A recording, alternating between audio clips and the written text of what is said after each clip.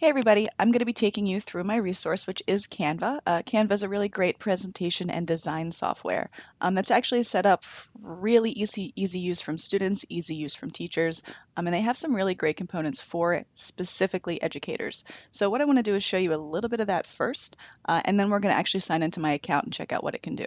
So if I go over to Learn, I can actually find teaching materials on Canva themselves. These teaching materials have workshops on how to use Canva, as well as actual lesson plans that align to a variety of different content areas. We can look at visual poetry, we can look at graphs, um, social studies, math, science, language arts, even content areas outside of art. We can really look at how we can integrate sort of that visual piece into those different content areas. I'm not going to make you look at all these right now, but I just want to show you that these things do exist, and it's actually a really great resource for teachers. Now, Canva is a great resource. It's credible. It's been around for a while. It was established in 2012 by an actual design teacher. So teaching really comes naturally to the people who are sort of developing the Canva program. It's super functional, easy to navigate.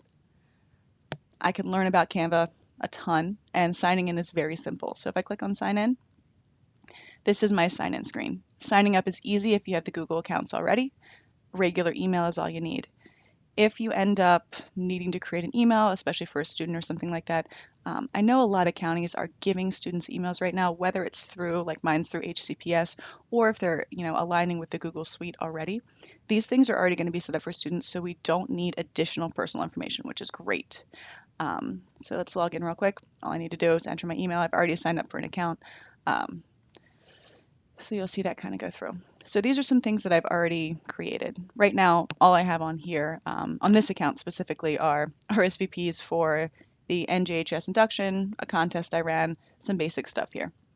I do want to show you something that I created on a different account, and I created both of these accounts so I can show you how we can share and collaborate on designs, which is really interesting for students. I created an evaluation here, and this is what I'm going to use to take you through some of the cool things that Canva can do. So I'm going to click on that.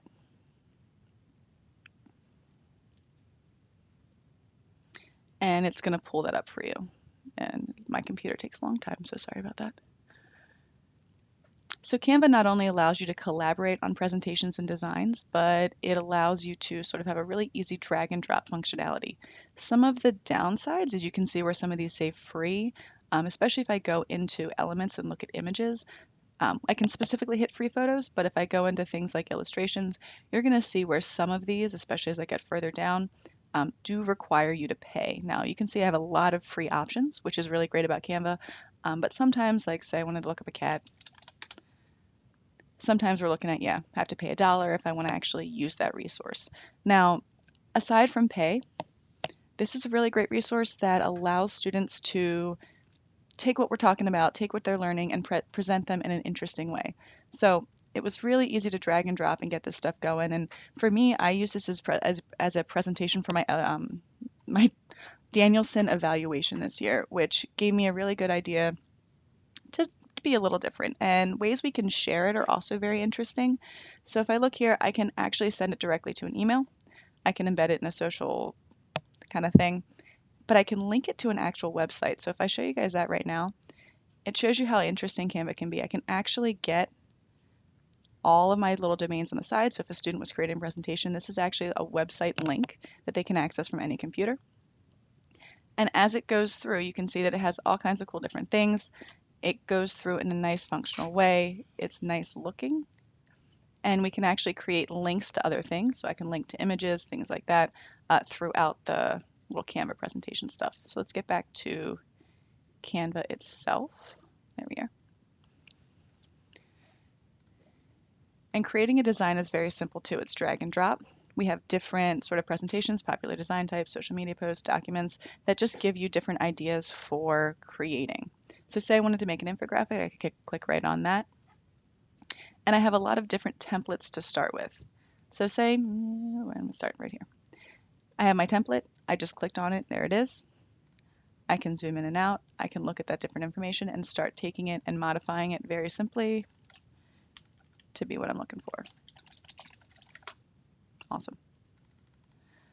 Now, same thing with elements, drag and drop. If I look in free photos, say I wanted to throw a picture, of some blueberries in there, why not? Um, Easy drag and drop, easy functionality. Now, this resource can be used with the lesson plans that Canva provides, in addition to helping you guys create interesting presentations within your class. Um, Many students are visual learners. One downside I can see is I know for myself personally, sometimes I can get lost in creating the design, and it takes more time for me. But I'm more engaged, I'm more interested, and I know that's for me at least. So that could be a problem I could see with students. Um, as for needing PD or as for needing anything like that, Canva doesn't really need sort of a school-led PD, considering they provide resources on how to learn without really needing to do that. As for students with special needs, there is drag and drop functionality. Um, Anyone who needs a one-to-one in general is going to need help on this. However, for the most part, this is something that even students with fine motor coordination issues can easily create beautiful, engaging posters. I know in my classroom I have problems with fine motor coordination issues, and this totally eliminates that as an issue. Um, One thing, it is not available for Android mobile yet. So if you currently in your classrooms are using Android devices, or if your school has Android devices, it will not be available for Android mobile. Getting on a computer or using an Apple product does allow you to create and design. Um, Bandwidth issues, I would say if the entire school is trying to use it, there might be a problem. But for a classroom in a computer lab, this site would be no different than logging onto anything else you might find. Um, I can't imagine there being hardware issues. Other than that, I think this is a really great resource. One other cool thing is you can create a team. So if your students are collaborating on a design, they can create a team themselves. I actually have already shared a design with myself, like I said earlier, which I could edit just because I shared it with my weird email here. Um, but otherwise, this is a really great resource to create presentations, to create designs, and really engage your students in those different activities. Um,